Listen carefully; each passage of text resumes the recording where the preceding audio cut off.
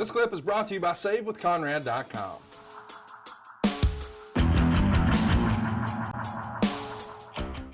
Here's a fun question about more common or more modern day stuff rather from Tim. Being that you're synonymous with the television championship, what are your thoughts about AEW's TNT title and its obvious homage to the classic NWA version? Of course, he's talking about the belt that Cody Rhodes has been sporting on TV. It's red leather. It's got the nickel plates. It's got the Turner Mansion as side plates.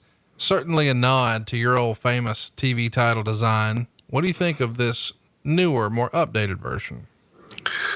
Well, what I really appreciate and respect is the underlying reasons for having it. Yeah. And what the goal is.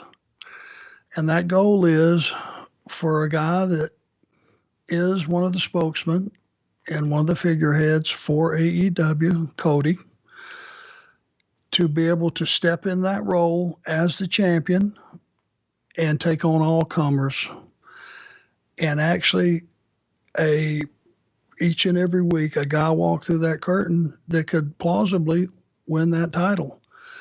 It makes for a main event every single week, no matter what else you have on the show. And then if you have another huge main event, which is usually the case, it really beefs that show up. And the goal is for Cody to go out and, have an incredible contest every single week with guys that you may know about or those that you don't know about. But each week, make that contest be something that has people talking the next day, and that's the goal. And I think it's an admirable one, and I think it's going to be good for the brand and the company. And as it all shakes out, you're going to get to see some incredible matches. Ray wants to know, what are your thoughts on the Straight Edge Society? I thought they'd be a great foil for John Cena. Of course, we're talking about CM Punk's cult-like group that Luke Gallows would eventually be a part of.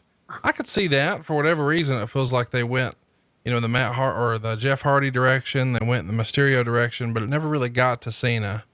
What do you think about that? It might have worked. You had all good performers in Punk's group. So, if you could put them out there with virtually anybody and, they could have a really good match.